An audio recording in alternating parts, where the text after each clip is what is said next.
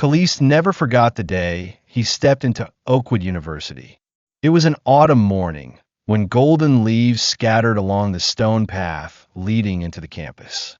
The cool air was filled with the scent of dry grass and the hope he had nurtured since his high school days, diligently solving difficult math problems under the dim light of his small room in the poor neighborhood. He had dreamed of this day for a long time, wearing the dark blue hoodie with the school logo, clutching a backpack full of books, and carrying in his heart the burning fire of a grand dream to become an engineer, someone who would design machines that would change the world. But he didn't know that, from the very first moment he set foot in the lecture hall, a silent storm was gathering above him, ready to unleash the lightning bolts of prejudice and racism. Oakwood University's campus was as beautiful as a painting. Red brick buildings with towering white columns stood majestically among rows of shady maple trees, as if whispering stories of knowledge and achievement. Khalees stood in the central square, looking up at the bronze plaque engraved with the words, "Oakwood, where the future begins." He smiled, the smile of a 19-year-old boy who had just escaped difficult days to touch the door of a new life. His family wasn't wealthy. His father was a factory worker, toiling daily on assembly lines, and his mother worked at a grocery store, her hands rough from endless hours of cleaning. But they had placed all their faith in Khalees, in the bright eyes he had whenever he spoke about mathematical formulas or how an engine worked. "You can do it, Khalees," his mother once said, her voice trembling as she handed him the bus ticket to the university. "You are our pride." On his first day at Oakwood, Khalees felt like a bird just released from its cage. He entered the large lecture hall, where rows of polished wooden seats were neatly arranged, and light from the high windows shone onto the sparkling tiled floor. Other students were already seated, their cheerful chatter ringing out like a welcoming melody. Khalees chose a seat near the back of the room, put down his backpack, and took a deep breath. He wanted to immerse himself in that atmosphere, to become a part of the world he had long dreamed of. But when he looked up, his eyes accidentally met another gaze, a gaze that was not welcoming, not friendly, but cold as ice. It was the gaze of Professor Carter. Professor Carter was a tall man, with silver hair combed back and pale blue eyes hidden behind metal-rimmed glasses. He stood at the podium, holding a pencil, his voice deep and authoritative as he introduced the course, Applied Mechanical Engineering. Khalees listened attentively, his notebook open on the desk, his pen trembling with excitement. He loved numbers, physics laws, and how they combined to create marvelous machines. But when Professor Carter scanned the class, his gaze lingered on Khalees longer than anyone else. Not curiosity, not encouragement, but a scrutinizing look, as if he were judging him not based on his intellect, but based on something else, his skin color. Khalees was no stranger to such glances. He grew up in a neighborhood where black people were the majority, but whenever he stepped outside that boundary to a high school with more white students, or to the city library, he always felt the wary looks, the unspoken questions. "What are you doing here?" But he had learned to ignore them, learned to let those glances pass like a breeze, because he believed that his talent and hard work would speak for themselves. He didn't come to Oakwood to be judged. He came to prove himself. But Professor Carter's gaze wasn't just wary, it carried a clear contempt, a prejudice ingrained in every wrinkle on his face. The lecture began, and Khalees tried to focus. Professor Carter lectured with passion, his voice echoing in the vast space, talking about the basic principles of dynamics and how they were applied in practice. Khalees took notes without missing a word, his hands moving quickly across the page, his heart pounding with excitement. He felt he was in the right place at the right time, as if all his previous efforts had led him to this moment. But then, when Professor Carter asked a simple question, Who can explain the concept of inertia? Khalees raised his hand, and everything changed. He wasn't the only one who raised his hand. A few other students also raised their hands, but Khalees was the first to be called. He stood up, his voice clear and confident. Inertia is the property of an object to resist changes in its state of motion, unless acted upon by a force. The answer was accurate, without any mistakes. He had learned this since 10th grade, had studied it through old books borrowed from the library. But instead of a satisfied nod, Professor Carter curled his lip, his smile devoid of any warmth. "Oh," he said, his tone full of sarcasm, "I didn't expect you to know this. Must have read it somewhere online, right?" Those words hit Khalees like a punch to the chest. He stood there, still clutching his pen, feeling like the blood in his body had stopped flowing. The whole class was silent for a moment. Then a few giggles erupted from the front rows. Khalees didn't look at them. He didn't dare. He only looked at Professor Carter, who still stood at the podium, his gaze now not just cold but openly hostile. It wasn't a casual remark. It was a declaration of war, a clear message. You don't belong here. Khalees sat down, his hands trembling. He tried to stay calm, tried to act like nothing had happened. But in his head, questions began to swirl like a tornado. Why? Why did he say that? Just because he was black? What did he do wrong? He had spent hours studying, had sacrificed evenings playing basketball with friends to read books, had endured the suspicious glances from others to get here. But at this moment, all those efforts seemed to be erased by a single sentence from Professor Carter. When the lecture ended, Khalees packed his books in silence. Other students left the room, their laughter sounding like a discordant melody in his ears. He walked out of the lecture hall, the autumn sunlight still bright outside, but in his heart, a darkness had begun to spread. He didn't know that this sentence was just the beginning of a battle he never wanted, but would be forced to face. He didn't know that the storm of racism was silently gathering, and what happened next would not only change his life, but also make you, the reader of this story, gasp with astonishment and admiration. Khalees walked across the campus, his feet heavy as if weighed down with lead. He looked at the other students, the white students laughing and joking, who seemed never to have to endure the contemptuous look he had just received. He wondered if they would ever understand the feeling of being judged solely because of their skin color, being doubted because of their origin. But then he stopped, clenched his fists, and whispered to himself, "I won't give up." It was a promise he made to himself, a promise that would lead him through the darkest days, and then erupt into an immortal flame that no one could extinguish. The storm had arrived, but Khalees didn't know that he was at its center, a center that wouldn't collapse, but would transform into the strength to confront all prejudices. And his story, the story you are about to witness, will be a journey filled with tears, anger, and ultimately, the brilliant light of victory. Khalees woke up the next morning with a feeling like a rock was weighing on his chest. The early morning sunlight filtered through the thin curtains in his dormitory, illuminating his face, a young face, but now slightly weary, his eyes red from lack of sleep. Last night, he barely slept a wink. Professor Carter's words, "I didn't expect you to know this. Must have read it somewhere online, right?" kept repeating in his head like a broken record, each time sounding like a knife stabbing deeper into his self-esteem. He tried to dismiss it, tried to tell himself it was just a casual remark, that tomorrow would be different. But deep down, he knew that wasn't true. It was the beginning of something bigger, a darkness he couldn't avoid. He sat up, ran his hands through his short, curly hair, and looked around his small room. Oakwood University's dormitory wasn't luxurious, but for Khalees, it was a palace, a place he thought would be the launch pad for his dreams. On his desk was a stack of thick books on mathematics, physics, and mechanical engineering, pages filled with notes in blue ink, that he had carefully written throughout his high school years.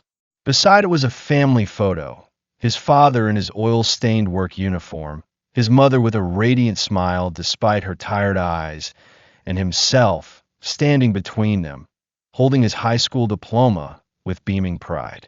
Looking at the photo, he felt a surge of warmth, but it was quickly followed by a pang of pain. He didn't want to disappoint them. Never. Khalees was a smart 19-year-old. No one could deny that. From a young age, he was fascinated by numbers and how they combined to explain the world around him. He remembered evenings sitting at the old wooden table at home, under the dim yellow light, solving extra math problems his high school teacher had given him. "You have talent," Khalees, his teacher, once said, patting him on the shoulder with a look of confidence. "Don't let anyone tell you otherwise." Those words of encouragement had sustained him through difficult days, when his family struggled to buy books, when he had to walk 3 miles to school because he couldn't afford the bus. And now, at Oakwood, he believed he had found the path to turn his dream into reality. Mechanical engineering, where he could design machines that would change not only his own life, but also the lives of millions of others. He stood up, put on his familiar hoodie, and prepared for his second lecture with Professor Carter. Though his heart was still heavy from what happened yesterday, he told himself to be strong. "I can't let one sentence break me," he whispered, clenching his fists as if to give himself strength. He walked out of the dormitory, the autumn air still cool, the golden leaves rustling under his feet. Oakwood University was still as beautiful as a painting today, but for Khalees, it was no longer the paradise he had imagined. Every step he took was an effort to hold on to his faith, to not let yesterday's darkness swallow his hope. The lecture hall was still as crowded as the first day, but this time, Khalees entered with a different feeling. He wasn't as eager as before. Instead, there was a wariness, like a small animal lurking in the deep forest, knowing that danger could strike at any moment. He chose a seat near the back, trying to blend into the crowd, hoping to avoid Professor Carter's gaze. But when he entered, his tall figure, silver hair, and sharp pale blue eyes, Khalees felt a chill run down his spine. Professor Carter was not just a teacher. To him, he was now the embodiment of an invisible threat, someone who held the power to crush his dreams with just a few words. The lecture began, and Professor Carter continued his lesson on mechanical engineering with undeniable confidence and authority. His voice echoed in the space, talking about Newton's laws, about how force and motion interact to create scientific wonders. Khalees took notes mechanically, but his mind was no longer soaring as it was yesterday. He still loved these concepts, still fascinated by how they worked, but that joy was now covered by a layer of fog, the fog of doubt that Professor Carter had planted in his heart. He tried to focus, tried to find a fire that had once burned brightly in his heart. But every time he looked up at the podium, Professor Carter's gaze felt like a bucket of cold water dousing it. Then that moment came. Professor Carter paused, put his pencil down on the desk, and scanned the class. "Today we will discuss the practical application of Newton's second law," he said, his tone calm, but with a hint of provocation. "Who wants to try explaining how it applies to engine design?" Khalees felt his heart beat faster. He knew the answer. He had read about it, had imagined it hundreds of times in his head how thrust and acceleration could be optimized to create a powerful yet fuel-efficient engine. He wanted to raise his hand, wanted to prove that he wasn't the kid Professor Carter had called him, that he belonged here. But then he hesitated. Yesterday's sentence still echoed in his head, and he was afraid that if he answered, he would be laughed at again, would be made a fool in front of the whole class. Finally, he mustered his courage.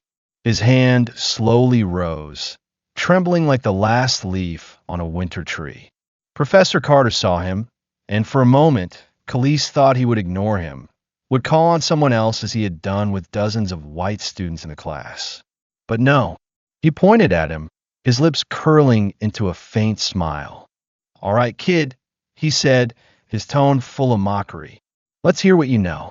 Khalees stood up, trying to keep his voice calm. Newton's second law states that force equals mass times acceleration. He began, his voice slightly trembling but still clear. In engine design, this means we must balance thrust with the engine's weight to optimize performance. If acceleration increases without excessive force, we can save fuel.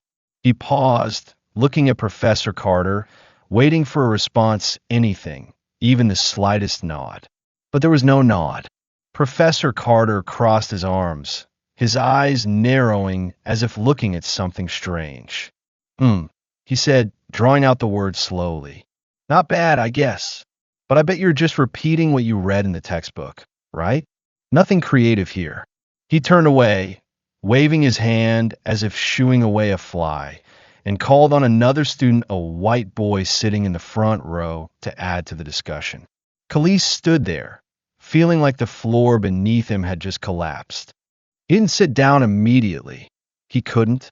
His legs were like nailed to the spot, and in his head a voice screamed, "Why? Why does he do this?" The class continued, but for Khalees, all the sounds around him turned into meaningless buzzing. He looked down at his notebook, the lines he had just written now blurred in his eyes, not from ink, but from the tears he was trying to hold back. He didn't cry. Not here, not in front of them. But in his heart, a new wound had opened, deeper than yesterday's.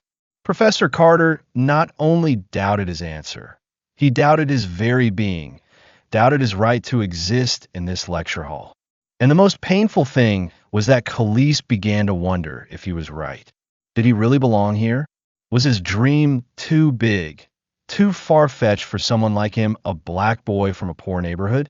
When the bell rang, Khalees packed his things in silence. He walked out of the lecture hall, the autumn sunlight still bright, but it no longer warmed him. He felt cold, cold to the core. Professor Carter had planted a seed of doubt in his heart, and it was beginning to take root. But somewhere, deep inside him, a small flame still burned weak, but not extinguished. He didn't know that flame would soon ignite, didn't know that the next few days would be a real battle, not just with Professor Carter, but with the fear within himself. Khalees's dream had been questioned, but it had not been extinguished, and his story was just beginning. The third day at Oakwood University began with a gray sky. Thick clouds hung overhead, obscuring the autumn sunlight that Khalees once loved, as if nature itself was reflecting the heavy mood in his heart. He woke up earlier than usual, but not with excitement. Last night, he tossed and turned, his eyes wide open, staring at the dormitory ceiling, trying to find a reason to get up, to keep going. Professor Carter's words from the second lecture, "I bet you're just repeating what you read in the textbook." Nothing creative here were etched into his mind, like a rusty nail driven deep into wood, leaving indelible cracks. He told himself that today would be different, that he would prove he wasn't the useless person the professor thought he was. But deep down, an invisible fear was growing, gnawing at every piece of confidence he had painstakingly built. Khalees sat on the edge of his bed, his hands cradling his head. He looked down at the worn-out sneakers he had brought from home, shoes his mother had bought with her meager savings, just so he would have something decent to wear to university. "You deserve good things, Khalees," his mother had said, her eyes sparkling with belief as she handed him his shoes. But now, as he laced them up, he felt like he was wearing ill-fitting clothes, an imposter in a world he once thought he belonged to. He stood up, took a deep breath, and looked in the mirror. His face was still young, but his eyes had lost some of their light, replaced by a doubt he couldn't hide. "I have to try," he whispered like a prayer to himself. "I can't give up." He left the dormitory, walked across the campus in the biting morning cold. The maple trees were now more bare, golden leaves scattered under his feet, crushed into rustling fragments. Oakwood University was still beautiful, but that beauty was now just a veil hiding the truth Khalees was beginning to realize. This place didn't welcome him, not entirely. He entered the lecture hall with a different feeling than the previous 2 days. There was no more eagerness, no more excitement of a new student. Instead, there was a cold determination he wouldn't let Professor Carter defeat him. Not today. The lecture hall was more crowded than usual. Lively conversations echoed from groups of students gathered at the door, laughter ringing out like a melody Khalees couldn't join. He chose a seat in the middle, not too close to the podium to avoid Professor Carter's gaze, but not too far to be seen as a coward. He opened his notebook, the pen in his hand gripped like a weapon, ready to take notes, ready to prove he wasn't the useless person the professor thought he was. But when Professor Carter entered, all that determination seemed to vanish like fog in the wind. Professor Carter was wearing a gray suit today, his polished leather shoes clicking rhythmically on the wooden floor as he approached the podium. His silver hair was neatly combed, but his pale blue eyes behind the glasses were still as cold as ice, and when they swept over Khalees, he felt like a needle had pierced his chest. He didn't say anything, didn't need to. That look was enough to convey a message. You are not welcome here. Khalees bowed his head, trying to focus on the notebook in front of him, but his heart pounded, each beat a reminder that he was standing on the edge of a battle he wasn't ready for. The lecture began with a lesson on friction, a topic Khalees loved since high school. He remembered afternoons spent in the library, reading about how friction affects motion, how it can be minimized to increase machine efficiency.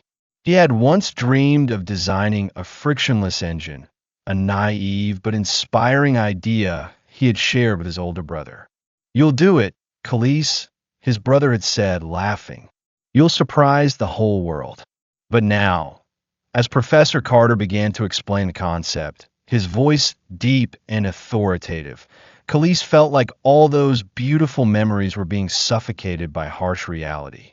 Then that moment came, a moment Khalees would remember forever as an unhealed scar.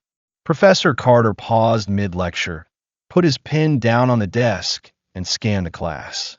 Who can tell me how static friction differs from kinetic friction? He asked, his tone calm, but with a hint of challenge, as if inviting someone to step into a trap. Khalees knew the answer. He had learned this a long time ago, had memorized it like a favorite poem. He wanted to raise his hand, wanted to prove he wasn't the ignorant person the professor thought he was. But the memory of the past 2 days, the mocking words, the giggles from his classmates made his hand feel heavy as lead. Finally, he couldn't bear his own silence anymore.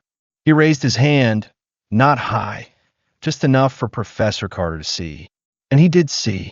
His lips curled into a faint smile, a smile devoid of any warmth. All right, he said, his tone full of sarcasm. Khalees, let's hear what you know about friction. I'm surprised. Didn't think a kid like you could understand this. Probably copied it from somewhere, right? Those words struck Khalees like lightning. He stood up, his legs trembling, but he tried to keep his voice steady. Static friction is the force that prevents an object from starting to move, while kinetic friction is the force that opposes one motion when an object is already moving.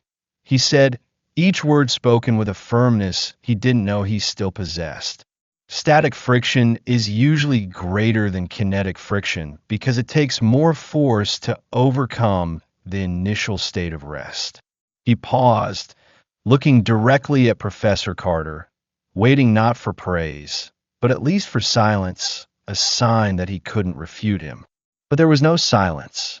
Professor Carter laughed a dry, sharp laugh that echoed in the lecture hall like a blade cutting through the air. Copied it. Just as I thought, he said, turning away as if Khalees wasn't worth another second of his attention. You can sit down now. Anyone else want to try? Someone who actually understands, not just someone who can recite from a book? Laughter erupted from his classmates. Not all of them, but enough to make Khalees feel like the whole world was turning its back on him. He sat down, his hands clenching into fists under the desk, his nails digging into his palms until they hurt. He didn't look up, didn't dare to look at anyone.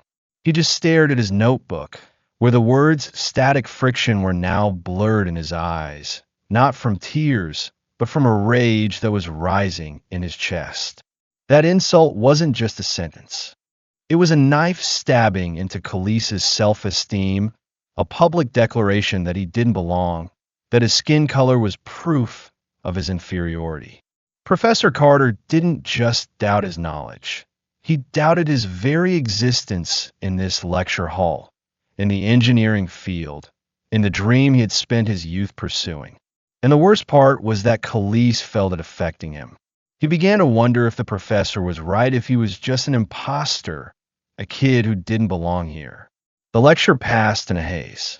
Khalees didn't hear anything else, didn't take any more notes. He sat there, motionless, like a statue abandoned in a storm. When the bell rang, he didn't rush to leave like the others. He stayed behind, watching Professor Carter pack his things, watching him walk out of the room with the smugness of a victor. And then, when the lecture hall was empty, Khalees stood up, walked out, his feet heavy as if weighted down with stones. The cold wind blew across the campus, carrying fallen golden leaves, but he felt nothing but a cold emptiness in his heart. The first insult had been spoken, and it didn't just hurt Khalees, it awakened something in him. An anger, a fire, a determination he never knew he possessed. He didn't know that fire would soon blaze, that it would lead him through the darkest days to confront Professor Carter and his own fear. But now, in this moment, he only felt pain, a deep pain, as if the whole world had just told him that his dream was a joke.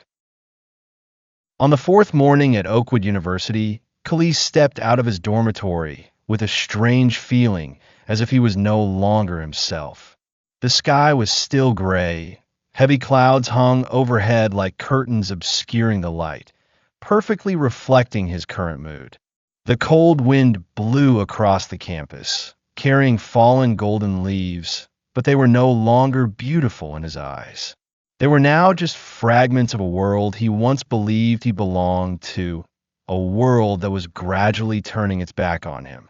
His old sneakers crunched on the dry leaves, the rustling sound like a sad melody, blending with the slow beat of his heart-to-heart that had begun to tire, but refused to stop beating. He hadn't slept last night. Not really. After the lecture with Professor Carter's insult, I'm surprised, didn't think a kid like you could understand this. Probably copied it from somewhere Khalees had lain in bed, his eyes wide open in the darkness. He tried to find an escape in his mind, tried to convince himself that it was just a bad moment, that the professor didn't represent everyone. But every time he closed his eyes, he heard Professor Carter's dry laugh, saw his sharp pale blue eyes looking at him as if he were an outcast. He had sat up in the middle of the night, walked to his desk, and opened his notebook. The lines about friction, about Newton's laws, things he loved now, looked like meaningless ink stains, tainted by the professor's contempt. He gripped his pen, wanting to write something to affirm himself, but his hand trembled, and in the end he could only bow his head on the desk, tears silently falling. This morning, Khalees didn't look in the mirror before leaving his room. He didn't want to face himself, didn't want to see his red eyes, didn't want to see the face of a boy who was losing faith. He put on his dark blue hoodie, pulled the hood up to hide some of the weakness he felt, and stepped outside. He didn't want to go to class, didn't want to face Professor Carter again. But then he remembered his parents, his father with calloused hands from labor, his mother with a tired but hopeful smile. They had sacrificed so much for him to be here, and he couldn't let them down. I have to keep going, he told himself, the voice in his head weak but firm. No matter what. The lecture hall was still crowded today, but Khalees entered with a different mindset. He no longer tried to blend into the crowd, no longer sought welcome from unfamiliar faces. He chose a seat in the corner of the room, near the window, where he could look outside and forget what was happening inside. He opened his notebook, but the pen in his hand was no longer gripped like a weapon. It was just a lifeless object, something he held to hide his trembling. When Professor Carter entered, Khalees felt his stomach tighten. The professor was still the same, as always tall, authoritative, with silver hair and sharp pale blue eyes. But today, that gaze didn't just glance at Khalees. It locked onto him, like a hawk spotting its prey, and Khalees knew he wasn't done with him. The lecture began with a lesson on the application of friction in machine design, a topic Khalees once loved so much he could talk about it for hours. But now, as Professor Carter explained, his voice echoing in the space, Khalees no longer felt that joy. He took notes mechanically, each line appearing on the page like lifeless carvings. He didn't dare to raise his hand, didn't dare to participate, even though he knew all the answers. He was afraid that if he opened his mouth, the professor would make him a laughingstock again, would stab another knife into his bleeding self-esteem. And then, the discrimination didn't stop at words. It became an invisible wall, a barrier that Professor Carter erected to push him out of the world he loved. Throughout the lecture, Professor Carter frequently asked the class questions. He called out the names of each student names that Khalees gradually realized were all of white people. John, what do you think about this? Emily explained further. Mark, do you have any ideas? Each time he called, Khalees felt that wall grow higher, thicker. He raised his hand once, just once, when Professor Carter asked about how to reduce friction in engines. He knew the answer. He had read about anti-friction coatings, had imagined applying it to his own designs. But the professor saw his raised hand and then deliberately turned away, calling on another student, a blonde-haired white boy sitting in the front row. Khalees lowered his hand, feeling a chill run through him. He didn't just doubt him, he rejected him. The discrimination didn't stop there. When Khalees submitted his first assignment, an analysis of friction that he had spent all night completing, Professor Carter took it with a displeased curl of his lip. He flipped through a few pages, then threw it on the table as if it were trash. I'll look at it later, he said, his tone cold, but Khalees knew he wouldn't.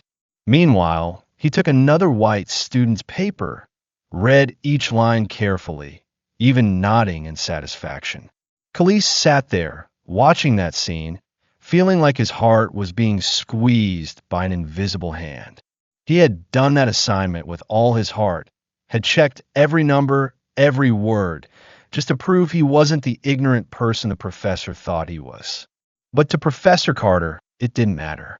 To him, he was just a name, a skin color, someone who didn't deserve it. Professor Carter's contempt was no longer fleeting words. It became a system, a deliberate way of acting to push Khalees to the edge. He grunted at a surprising moment, when Khalees accidentally dropped his pen on the floor and bent down to pick it up. Do you think you belong here? He said, his voice low but sharp as a knife, loud enough for the whole class to hear. This field isn't for people like you. Don't waste everyone's time. Those words exploded in Khalees's head like a bomb. He looked up, his eyes meeting Professor Carter's, and for the first time, he didn't bow his head. He didn't answer, couldn't answer, but in his heart, a rage was rising, hot and fierce. Giggles erupted again from some students in the front, not all, but enough to make Khalees feel like the whole lecture hall was against him.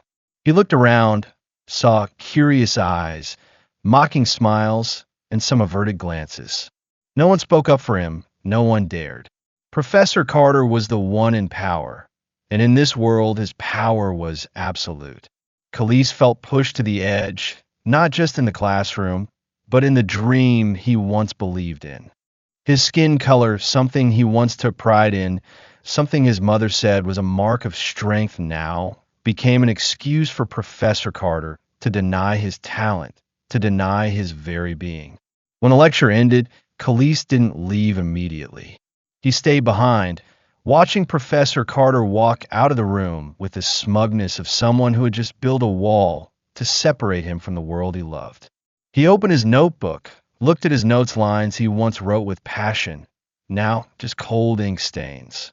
He didn't cry, not here. But in his heart, a new wound had opened, deeper, more painful.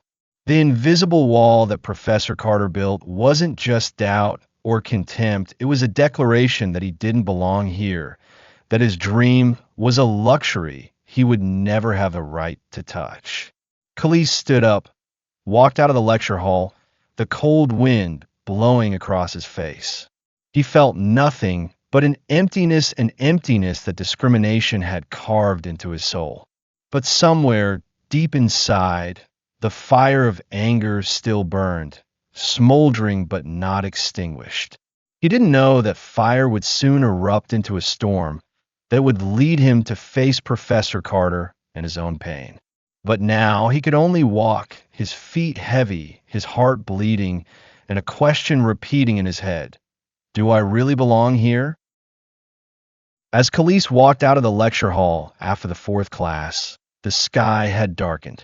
The gray clouds were now thicker, obscuring the last light of day, as if the whole world was conspiring with his pain. The cold wind blew strongly across Oakwood University's campus, carrying fallen golden leaves, but they were no longer a sign of autumn to Khalees. They were fragments of the dream he once cherished, blown away and disintegrated into ashes. His old sneakers crunched on the dry leaves, the rustling sound like his own cry he didn't dare utter. He walked, his shoulders slumped, as if carrying a mountain of humiliation and loneliness. He didn't return to the dormitory immediately. He couldn't. He needed space, time to breathe, to escape Professor Carter's contemptuous gaze, the knife-like words he had stabbed him with. Do you think you belong here? This field isn't for people like you. Those words didn't just echo in the lecture hall, they followed him outside, clinging to every step, every breath. Khalees wandered through the campus, past the bare maple trees, past the red brick buildings that now looked like foreign fortresses. He stopped at a wooden bench, sat down, and looked up at the sky. There were no stars, no moonlight, only darkness. A darkness identical to what was prevailing in his heart. That night, when Khalees finally returned to the dormitory, he closed the door tightly, as if to separate himself from the outside world. The small room which he once considered a palace of dreams was now just a cramped cage, imprisoning him with his incessantly bleeding wounds. He fell onto the bed, not bothering to take off his hoodie, and lay there, his eyes wide open, staring at the ceiling. Professor Carter's words repeated in his head, not as individual sentences, but as a symphony of insults. I didn't think a kid like you could understand this. Probably copied it from somewhere. This field isn't for people like you. Each sentence was a cut, and Khalees felt like he was bleeding not real blood, but faith, hope, everything that once made him strong. He remembered the times the professor called him a scholarship leech in a previous lecture, when Khalees accidentally asked a question to clarify the lesson. You're here with other people's money, right? Professor Carter had said, his tone full of contempt, in front of the whole class. He remembered how the professor called him unworthy when he submitted his assignment, an assignment he had stayed up all night to complete, only to receive a curl of the lip and a cold wave of the hand. Those memories flooded back, not in order, but like a torrent, sweeping away every defensive layer Khalees had built in his heart. He gripped the bedsheet, his nails digging into his palms, but the physical pain was nothing compared to the pain that was suffocating his soul. Humiliation and loneliness enveloped him like an inescapable black blanket. Khalees once thought he was strong, thought he could overcome anything, the days without lunch money in high school, the nights sleeping under dim lights because the power was out, the suspicious glances from neighbors when he talked about his university dreams. He had overcome it all, had risen after every fall, because he believed his talent and hard work would be the answer. But now, at Oakwood, he wasn't so sure anymore. Professor Carter didn't just doubt him, he denied him, denied his very being, just because of the color of his skin. And the worst part was that Khalees began to wonder if the professor was right. Was he really a scholarship leech? Was he really unworthy? He sat up, walked to his desk, and opened his notebook. The pages filled with his handwriting, the formulas, the diagrams, the ideas he once dreamed of turning into reality now looked like lies. He flipped through each page, each line he had written with passion, but they no longer meant anything. They were tainted by Professor Carter's dry laugh, by his contemptuous gaze, by the giggles of other students.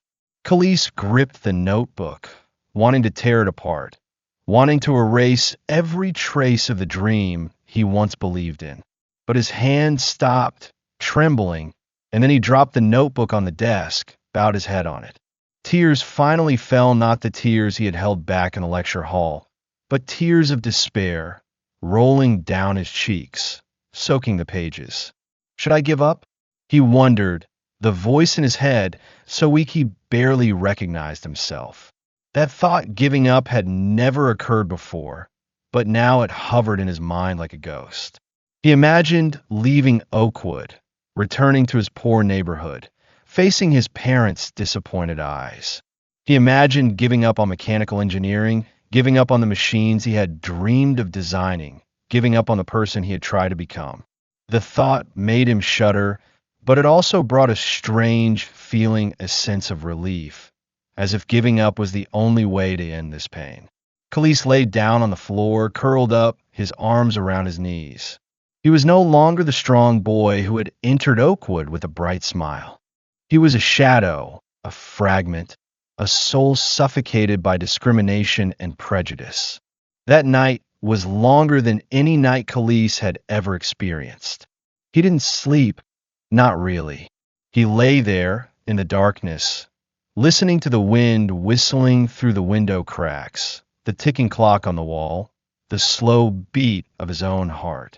Each sound was a reminder that he was still alive, but he wasn't sure he wanted to live like this anymore. He thought of his father, who had worked to exhaustion so he could have a chance to go to college. He thought of his mother, who had cried when she sent him off on the bus, saying he was her pride. He thought of his older brother, who had laughed and believed he would do something miraculous. But then he thought of Professor Carter, his cold face, his sharp voice, and his eyes that seemed to want to erase him from this world. Those images intertwined in his head, forming a nightmare he couldn't wake up from. But then, in the midst of that dark night, something changed. It didn't come immediately, not as a bright light piercing the darkness. It was small, weak, like a tiny spark in a storm. Khalees didn't notice it right away, but it was there, deep in his heart, a smoldering fire, a will that hadn't been completely extinguished. He didn't know where it came from, but as he closed his eyes, amidst the dried tears on his cheeks, he heard his mother's voice. "You are our pride." Those words echoed, not loud, but enough to make him open his eyes. He didn't sit up, not immediately. He still lay there in the darkness, but that fire didn't go out. It burned weakly, but persistently, like a promise that this dark night was not the end. Khalees didn't know that fire would soon blaze, that it would lead him through the darkest days to face Professor Carter and his own despair. But now, in this moment, he could only lie there in the dark night of his soul, with bleeding wounds and an unspoken question. Can I keep going? He didn't have an answer. Not yet. But that tiny fire, the fire of resilience, still smoldered, waiting for the moment to explode into a storm that no one, not even Professor Carter, could extinguish. The morning after the fourth class, Khalees woke up in a daze. The faint sunlight filtered through the blinds, illuminating the cold wooden floor of the dormitory, but it brought no warmth to him. The dark night of the soul still left its mark. His eyes were swollen, his face tired, and his heart heavy as lead. He didn't remember when he had fallen asleep, only that when he woke up, he was still curled up on the floor, his notebook wide open beside him, the tear-soaked pages now dry and wrinkled like his own soul. Professor Carter's words, "This field isn't for people like you," still echoed in his head, but now it wasn't just a knife. It was a ghost clinging to him, whispering that he should give up, that he didn't deserve it. He didn't want to get up. He didn't want to face another day at Oakwood. Didn't want to step into the lecture hall where Professor Carter stood, with his contemptuous gaze and sharp laughter. But then, amidst the fog of despair, a small sound rang out, a knock on the door. Khalees frowned, listening quietly. He wasn't expecting anyone, didn't want to see anyone. The knock came again, gentle but persistent, like a call pulling him out of the darkness. He slowly got up, his legs numb from lying too long on the cold floor, and trudged to the door. When he opened it, standing before him was Sarah, a white student in Professor Carter's class, whom he only knew from a few fleeting nods. Sarah wasn't tall, but she had a strength in her eyes, warm brown eyes, a stark contrast to Professor Carter's coldness. She wore a gray sweater, held a book in her hand, and when she saw Khalees, she paused slightly, as if shocked by his haggard appearance. "Khalees," she said, her voice soft but firm. "Can I come in?" He hesitated, not knowing how to answer. He wasn't close to Sarah, didn't understand why she was here.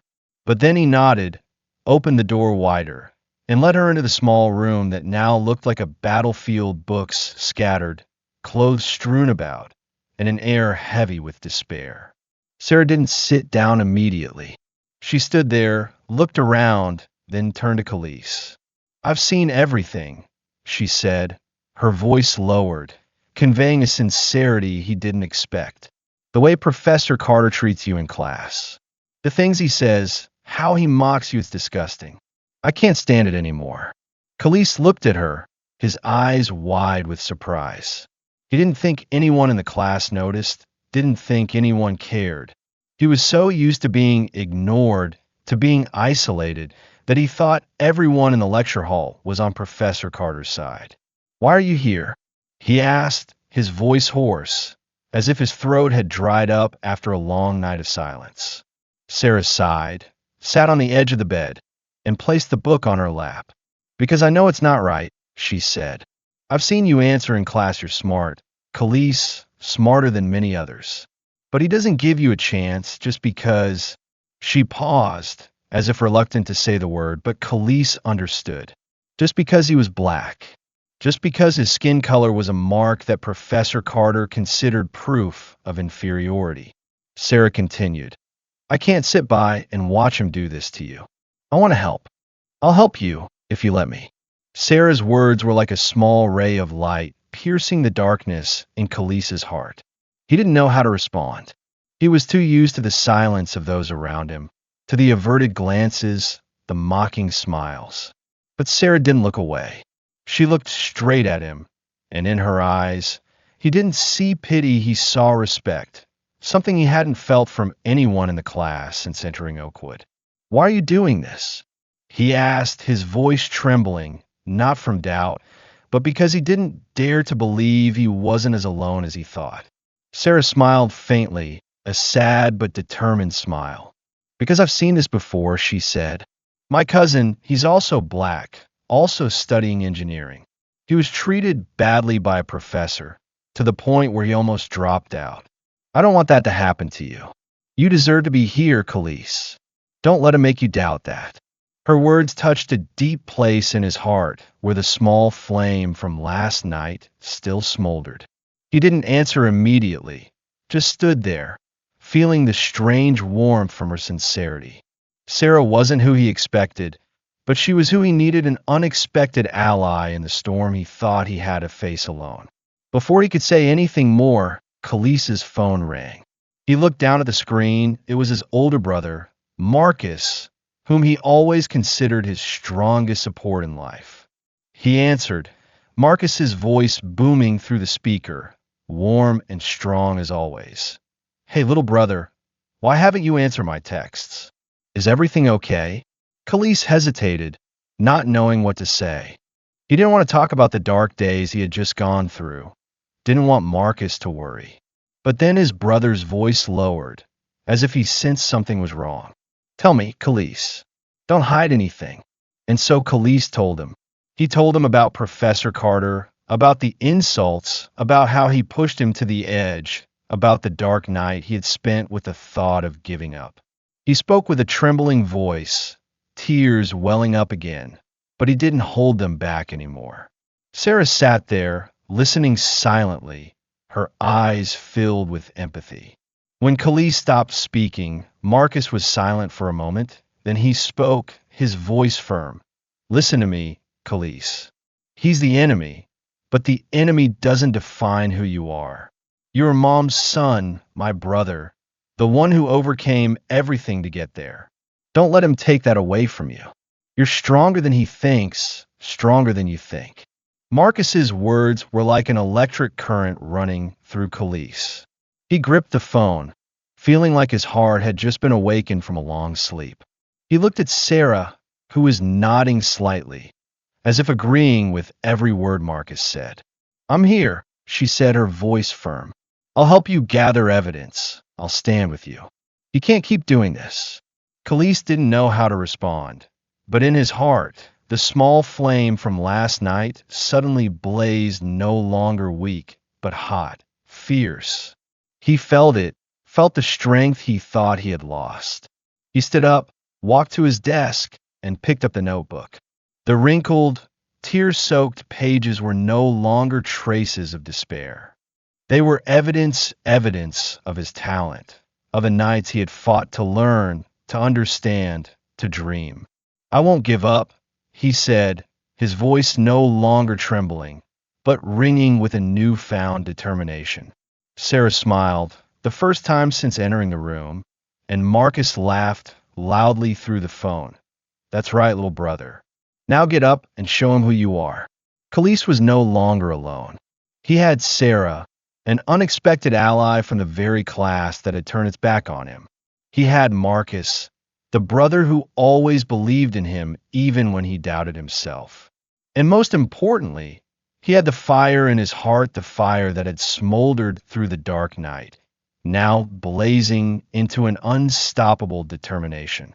He didn't know that determination would lead him to a real battle with Professor Carter, that would transform him from a victim of contempt into a symbol of resilience.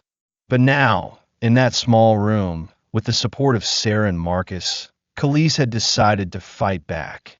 He was no longer a shadow of himself. He was Khalees' student, a dreamer, a warrior. And from today, he would not let Professor Carter or anyone else define him by his skin color. The fire had ignited, and it would not stop burning until justice was served. After that fateful morning, when Sarah and Marcus ignited the fire in Khalees' heart, he no longer lay still in the darkness. The faint sunlight of the fifth day at Oakwood University filtered through the dormitory window, illuminating his face, a face no longer weary, but now bearing a sharp determination. His eyes, though still red from sleepless nights, now sparkled with a new light, the light of resistance. Marcus's words, "Don't let the enemy define who you are," and Sarah's sincerity, "I'll help you," had awakened him from his despairing stupor. He was no longer a victim. He was a warrior, and today he would begin his battle not with fists, but with paper, with evidence, with the very talent that Professor Carter had tried to bury. Khalees sat at his desk, his notebook open before him. The wrinkled, tear-stained pages were no longer traces of weakness. They were weapons, every line, every formula, every idea he had written with blood and sweat over the years. He gripped his pen, his hand no longer trembling, but steady like a soldier holding a sword before battle. He knew what he had to do. Professor Carter hadn't just insulted him once, he had done it systematically, repeatedly, in front of the whole class, with a clear purpose: to push him out of Oakwood, out of his engineering dream. But Khalees wouldn't let him win. He would record everything, would turn those cruel words into evidence, and would make him pay. Sarah arrived soon after, carrying a small voice recorder and a new notebook. She sat opposite Khalees, her brown eyes shining with determination. "I've been thinking about this all night," she said, her voice firm. "We need to gather everything, every word he said, every action he took to treat you unfairly. We'll send it to the school board. He won't get away with this." Khalees nodded, feeling a surge of strength from her companionship. He was no longer alone in this fight. Sarah wasn't just a friend, she was a true ally, someone willing to stand with him, despite the risks she might face in confronting a powerful professor like Carter. They started immediately. Khalees flipped through his notebook, reading aloud every memory he had noted during those dark days.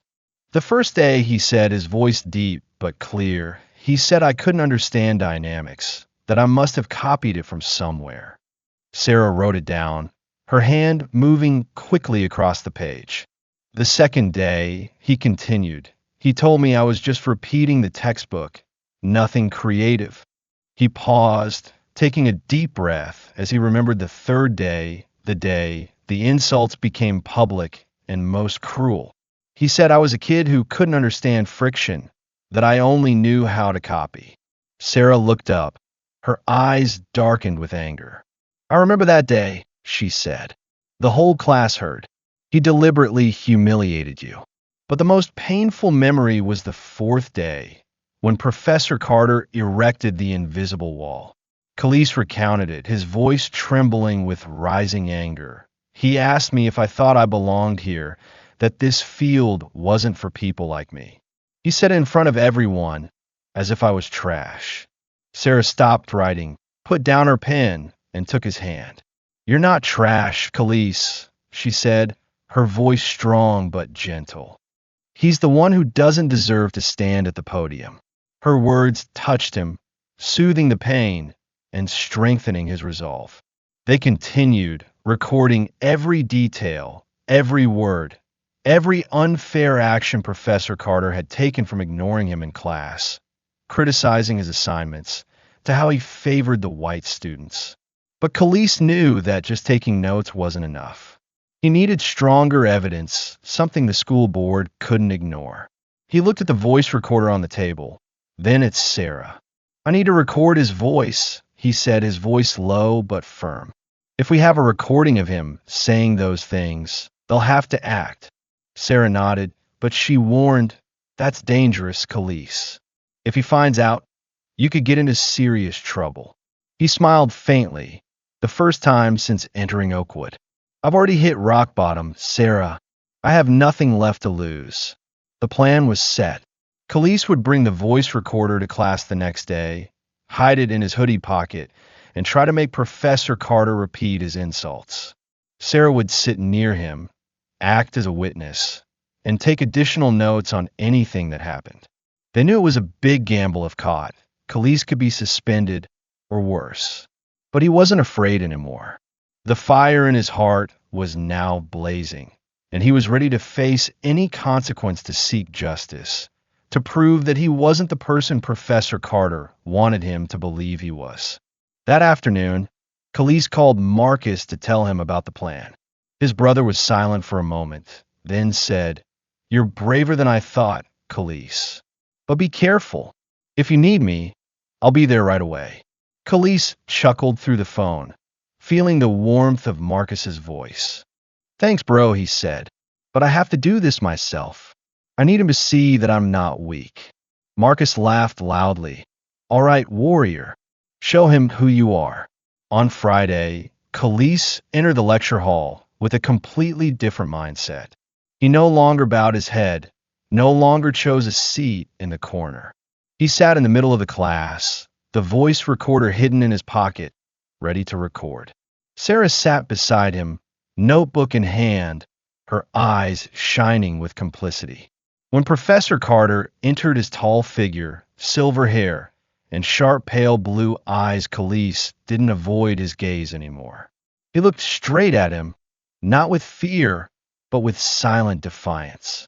The professor noticed it, and his lips curled into a faint smile, the smile of someone who didn't know he was about to fall into a trap.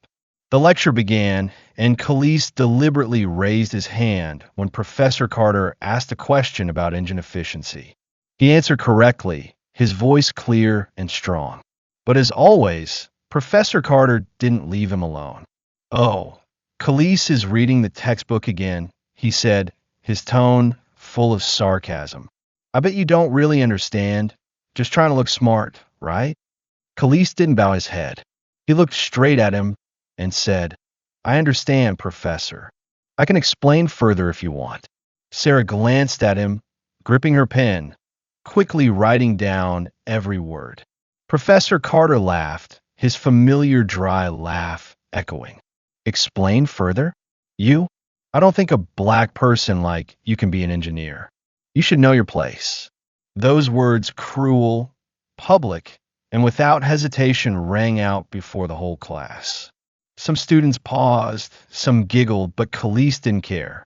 He felt the voice recorder in his pocket working, recording every word. He had the evidence the professor couldn't deny. Sarah squeezed his hand under the table, a light but powerful squeeze, as if saying, "We did it." But Khalees didn't stop there. He knew he needed more to defeat Professor Carter.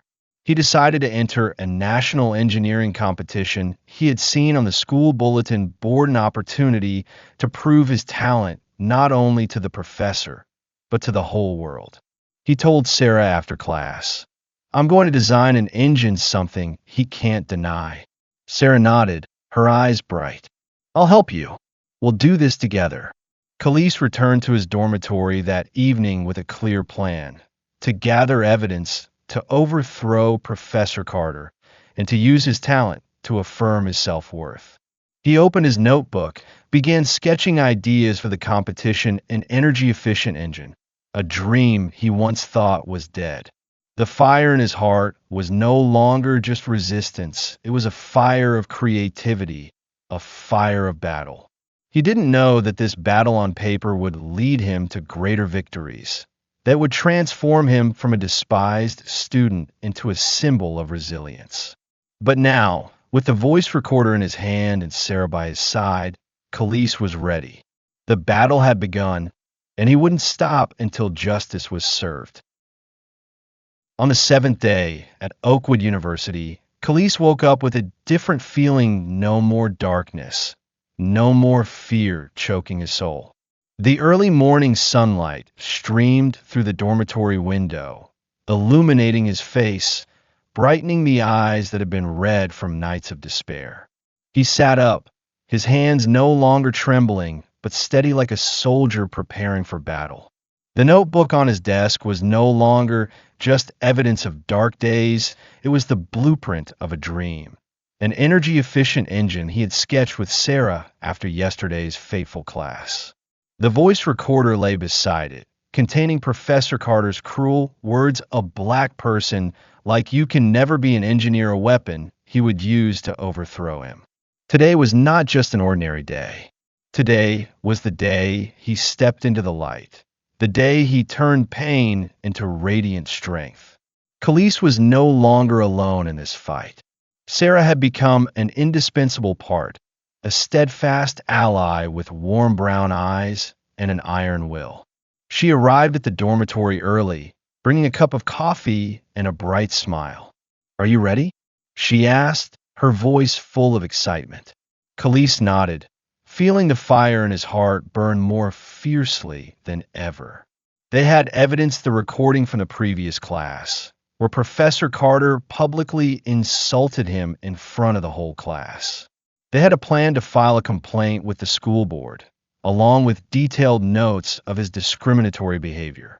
And most importantly, they had a bigger goal: the national engineering competition, where Khalees would prove that he not only belonged at Oakwood, but could surpass anything Professor Carter had ever imagined. But before facing the school board, Khalees had to complete his project for the competition. He and Sarah worked tirelessly in the following days.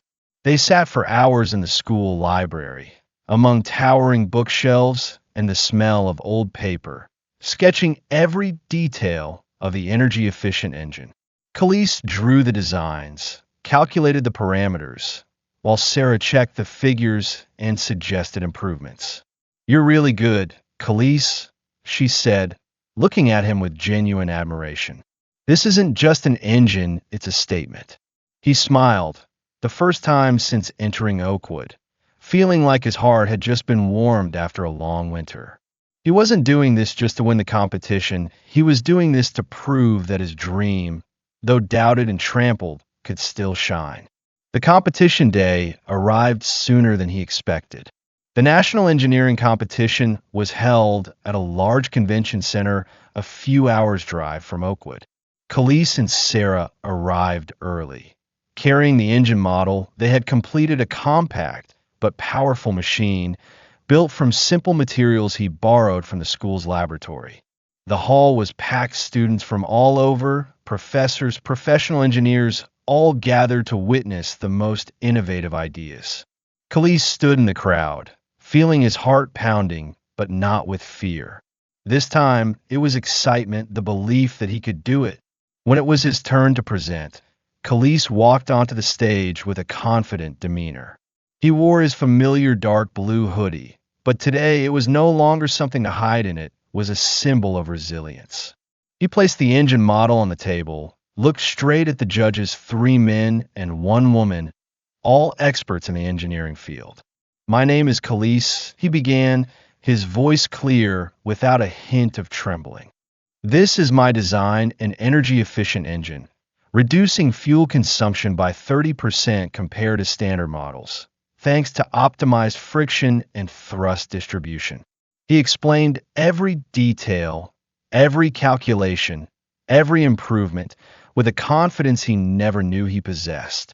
He didn't just talk about engineering, he told his story, the story of a student doubted, insulted, but never giving up. The judges listened in silence, occasionally nodding, occasionally taking notes. When Khalees finished, the head judge, an older man with salt and pepper hair, looked at him with amazement. "Did you do this alone?" he asked. Khalees shook his head, looking at Sarah standing in the audience. "No, sir. I had a friend who helped me, someone who believed in me when I didn't believe in myself." The head judge smiled, a warm smile Khalees had never seen from anyone at Oakwood. And then, after hours of tense waiting, the results were announced. Khalees won first prize. The applause echoed through the hall. But to him, the sound was not just recognition, it was the echo of victory, the echo of a dream that had survived the darkness. But winning the competition was not the end. When Khalees and Sarah returned to Oakwood, they brought not only the gold trophy, but also a video of his presentation, a video that an audience member had recorded and posted on social media. It spread quickly, attracting thousands of views, hundreds of comments praising Khalees' talent. And then, someone, perhaps a student in Professor Carter's class, connected his story to what had happened at Oakwood. Rumors began to spread, public pressure increased, and the school board could no longer ignore it. Khalees and Sarah didn't wait. They completed the complaint, attaching the recording and the detailed notes they had collected. Khalees personally took it to the school board's office, standing before the secretary with a determined look. "I want to see the principal," he said, his voice ringing out like a declaration. The secretary hesitated, but when she saw his eyes, the eyes of someone who was no longer afraid, she nodded and let him in. The principal, a middle-aged woman with a stern demeanor, listened to his presentation. Khalees didn't just present evidence, he told his story, from the first day of insults to the dark night of the soul, from the support of Sarah and Marcus to the victory at the competition. He didn't cry, didn't plead. He spoke with the confidence of someone who knew he was right, knew he deserved it. The principal was silent for a moment after hearing the recording Professor Carter's voice ringing out clearly, cruelly. A black person like you can never be an engineer. She sighed, her eyes filled with disappointment. We will investigate, she said. Thank you for speaking up, Khalees. This should not happen at Oakwood. And the investigation began immediately. Pressure from social media, from Khalees's victory, from his own voice, forced the school board to act quickly. Professor Carter was called to the office, facing undeniable evidence. He no longer had a mocking smile, no longer had a contemptuous gaze. He was silent, his face pale as he realized he had lost. The results came just a few days later. Professor Carter was fired not temporarily, but permanently. The school board issued an official statement, apologizing to Khalees publicly before the entire school and committing to reforming their anti-discrimination policies. They held a small ceremony to honor him, not only for his victory at the competition, but for his courage in standing up against injustice. Khalees stood on the podium, looking down at the crowd, the students who had laughed at him, the ones who had remained silent, and now they were applauding him. He didn't feel arrogant, just relieved, as if a huge rock had been lifted from his chest. From a despised student, Khalees became a symbol of resilience at Oakwood. Students began to see him differently, no longer the kid Professor Carter had called him, but a hero. Sarah stood beside him at the ceremony, smiling brightly, and Marcus called immediately after, his brother's voice full of pride. You did it, little brother. I knew you would. Khalees held the gold trophy in his hand, but his real victory was not the award, it was the radiant light he had found after the darkness, the light of justice, of faith, of his own being. He didn't know that his story would spread beyond Oakwood, that it would inspire others to stand up. But now, standing in that light, Khalees felt his strength, the strength not only to overcome Professor Carter, but to overcome any darkness in the future. The fire in his heart was no longer just burning, it was blazing, unstoppable. After the ceremony honoring him at Oakwood University, Khalees walked out of the hall with a feeling he had never experienced, not just simple joy, but a deep peace, as if a long storm had finally passed. The afternoon sunlight shone down on the campus, coating the maple trees with a brilliant golden hue, a stark contrast to the coldness of his first days there. The gold trophy from the National Engineering Competition lay in his backpack, but it wasn't the thing he held most dear. What he carried was pride he had reclaimed from Professor Carter, from the insults and the invisible wall that had almost suffocated him. His journey was not just a personal victory, it was a flame illuminating the dark corners of prejudice. And now, the echo of that victory began to spread far and wide. Khalees didn't return to his dormitory immediately. He lingered by the wooden bench where he had sat on the fourth day, when pain and loneliness had made him contemplate giving up. He looked around, watching other students pass by, some nodding and greeting, some smiling, and some looking at him with curiosity. They no longer saw him as the kid Professor Carter had called him, no longer saw him as an outcast. They saw him as Khalees, the one who had stood up, fought, and won. He sat down on the bench, took a deep breath, feeling the cool air fill his lungs. For the first time since arriving at Oakwood, he felt he truly belonged, not because they accepted him, but because he had forced them to see him. Sarah found him soon after, her brown eyes sparkling with joy. She sat beside him, silent for a moment, just quietly admiring the campus with him. You know, she finally said, her voice soft but warm, I never thought things would go this far. I just wanted to help you, but you've done so much more. You've changed everything. Khalees turned to her, smiling a genuine, unforced smile. I couldn't have done it without you, he said. You're the one who pulled me out of the darkness, Sarah. I'll never forget that. She laughed, playfully punching his shoulder. Don't be so cheesy, Khalees. We're a team. But Khalees's victory didn't stop at Oakwood. The video of his presentation at the competition had spread across social media, not just among students, but also to local news outlets. A reporter from Atlanta contacted him, requesting an interview. Khalees hesitated, not used to the attention, but Marcus, in an excited phone call, convinced him. Tell them, little brother. Let the whole world know who you are. And so Khalees agreed.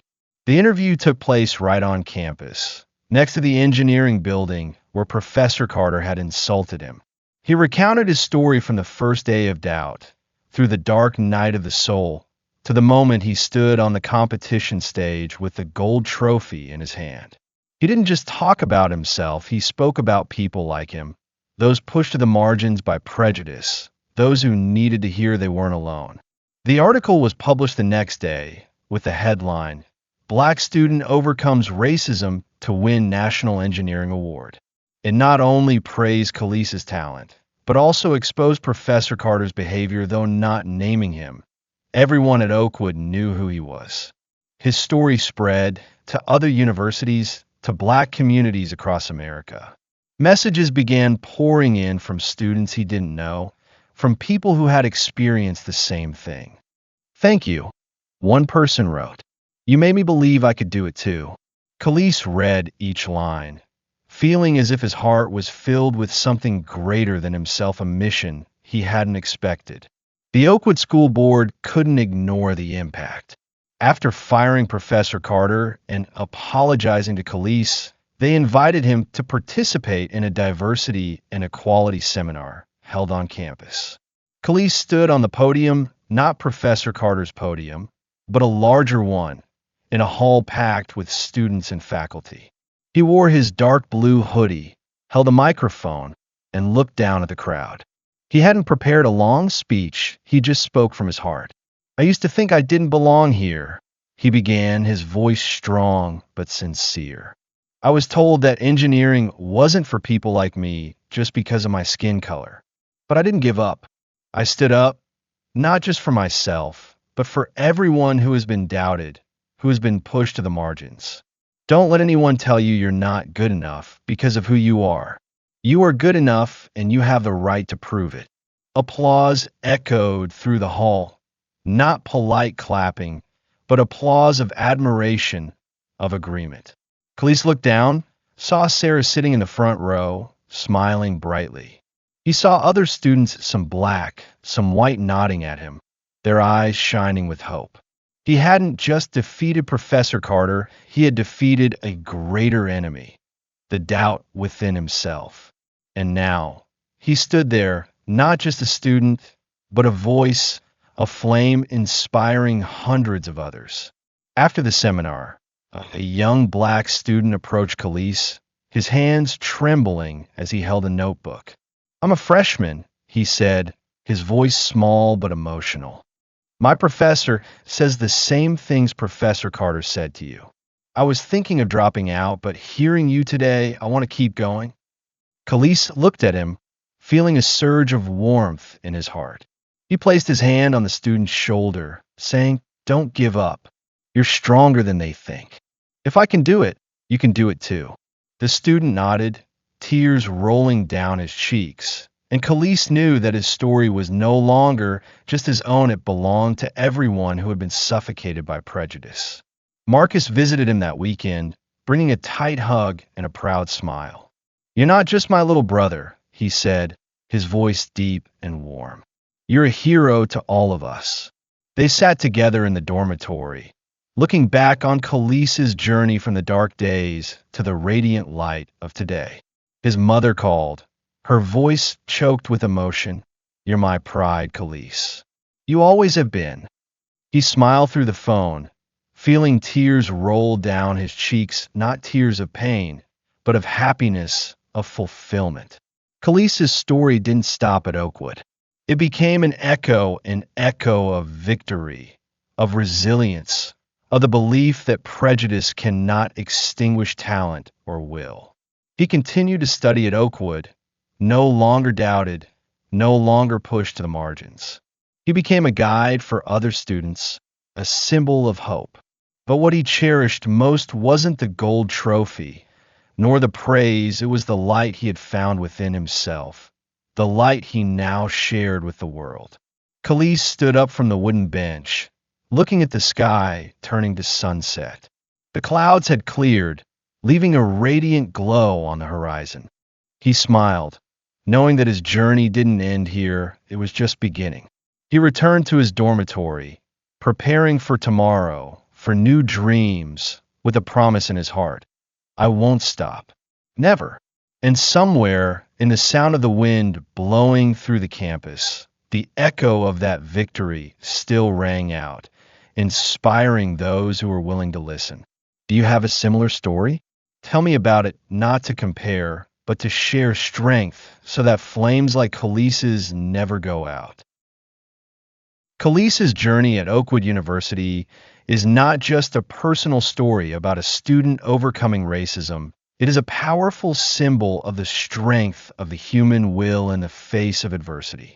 From the first days of stepping onto campus with the dream of becoming an engineer, Khalees carried the hope of a young man from a poor neighborhood, where his parents had sacrificed everything so he could have the opportunity to rise.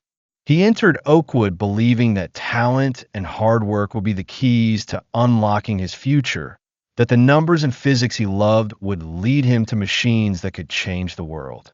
But then, Professor Carter, a powerful man with a cold gaze and sharp words, appeared like a storm, threatening to sweep away all his dreams.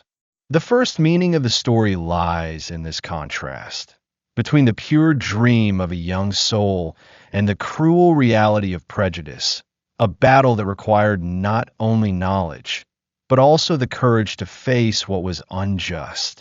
The racism Khalees endured from Professor Carter was not just fleeting insults, it was a system built to deny him, to push him to the margins simply because of his skin color. Phrases like, "I don't think a kid like you can understand this," or "this field isn't for people like you," didn't just attack his intellect, but also targeted his very identity, turning him into an outcast in an environment he once thought was home. The deeper meaning here is the exposure of the nature of prejudice. It is not just unfairness, but a deliberate attempt to rob others of their dignity and opportunity. Khalees was not just facing a professor, he was facing a mindset deeply rooted in society. A mindset that believes a person's worth can be judged by their appearance rather than what they can truly do. His story is a wake-up call, a reminder that such invisible walls still exist, and they appear not only in lecture halls, but everywhere in life. But if the story only stopped at injustice, it wouldn't be powerful enough to move people. The true meaning of Khalees's journey lies in how he reacted to that darkness. When Professor Carter repeatedly insulted him, when he ignored him in class, when he publicly declared that Khalees didn't deserve to be there, Khalees fell into a dark night of the soul night where he curled up on the dormitory floor, tears soaking his notebook, and the thought of giving up lingered in his mind. It was a moment anyone could understand, because who hasn't faced doubt, the feeling of not being good enough? But Khalees didn't stop there. He found a small flame in his heart, the flame of self-respect, a belief in himself, and from that flame, he rose.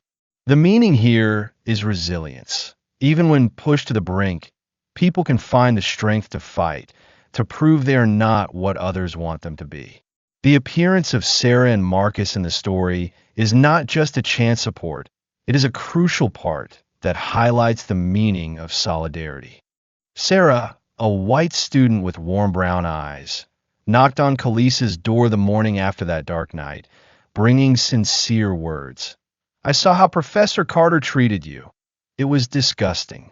She didn't just take his side, she became an ally, helping him gather evidence, designing the engine for the competition with him. Marcus, his brother, with his deep, warm voice on the phone, "Don't let the enemy define who you are," was the wind that fanned the flame in his heart. The meaning of this solidarity goes beyond simple help. It shows that in the fight against injustice, no one has to be alone. Khalees might have fallen if he were alone, but with Sarah and Marcus, he found the strength to stand firm. The story affirms that empathy and support from others, no matter where they come from, can be the guiding light through the darkest days. Khalees's victory at the National Engineering Competition is an unforgettable milestone, but its meaning is not just in the gold trophy. When he stood on stage, presenting his energy-efficient engine design with unprecedented confidence, he didn't just prove his talent, he proved Professor Carter's prejudice wrong. The video of that presentation spread on social media, bringing public pressure that forced Oakwood to act, leading to Professor Carter's dismissal and the school board's public apology. The meaning here is the power of action. When someone dares to stand up and demonstrate their worth, they not only change their own life, but can change an entire system. Khalees turned pain into motivation, using the very talent that was denied to him to overthrow his oppressor. It is an affirmation that justice, though sometimes delayed, can still be served when there is enough will and evidence.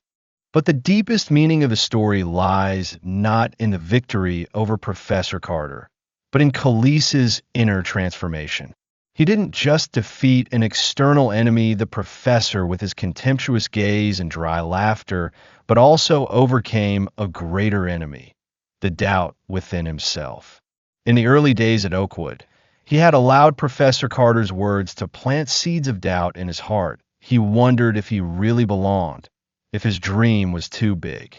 But through that journey, he learned that a person's worth is not in how others see them, but in how they see themselves.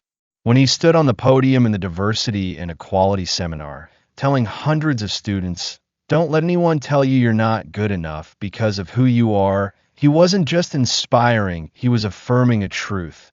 Self-respect is the most powerful weapon against prejudice.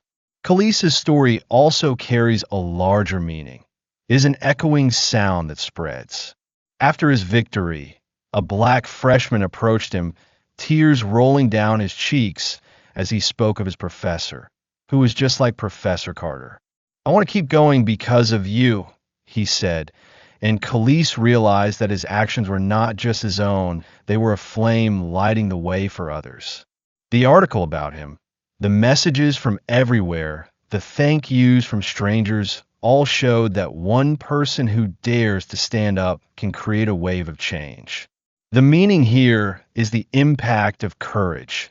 One small step against injustice can spark hundreds of others, turning a personal story into a collective call against prejudice and inequality. Khalees's journey is also a reminder of the value of dreams. He came to Oakwood with the desire to design machines that could change the world, and though Professor Carter tried to extinguish that dream, he didn't give up. He turned pain into motivation, using his own talent to create an energy-efficient engine, a testament that dreams, though doubted or trampled, can still survive and shine.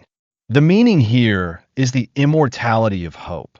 No matter how harsh life is, as long as you don't let go, your dreams will find a way to bloom. Khalees didn't just reclaim his dream, he turned it into a blazing flame. A flame that burned not just for him, but for everyone who had been told they weren't good enough. When Khalees sat on the wooden bench on the Oakwood campus that afternoon, watching the sky turn a brilliant orange, he felt a peace he had never known before. He had not just overcome Professor Carter, he had overcome himself. The days of doubt, the nights of loneliness, the moments he thought he would fall. The final meaning of the story is rebirth. From a young man doubted and insulted, Khalees became a symbol of resilience, someone who not only found light after darkness, but shared that light with the world. He stood up, carrying his notebook and trophy, walking with the demeanor of someone who knew he had changed not just Oakwood, not just his own life, but those he had never met. Khalees's story is a powerful affirmation that everyone has the right to fight to be seen for their true worth. It is not just about a black student overcoming racism. It is about anyone who has been doubted, pushed to the margins, told they don't belong. Its meaning lies in the message that talent and will can overcome any obstacle, that justice can be served, and that every personal victory can become a flame that lights the way for others. As Khalees looked up at the sunset, he knew that his journey didn't end. It was just the beginning of a larger echo, an echo that would resound, inspiring those who dared to dream and to fight.